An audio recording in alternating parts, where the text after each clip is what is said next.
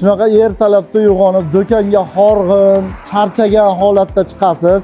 Shunaqa klientlardan kelgan samimiy so'zlardan keyin siz ilhomlanib, yanada kuchga to'lib, mazza qilib ishlagingiz keladi. Assalomu alaykum.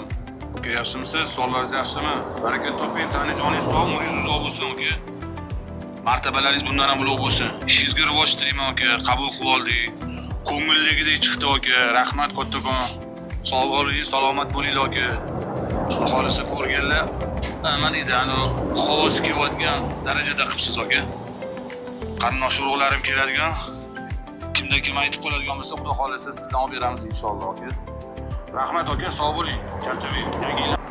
Aka, meni ko'rib turgan bo'lsangiz, xonadoningizdan fayz baraka arimasin. Mana shu xon taxtamiz kimni xonadoniga kirib borgan bo'lsa, oilaviy baxt, yangi yilda yangi imkoniyatlar, sog'lik, salomatlik tilaymiz. Hammani xonadoniga baraka kirsin.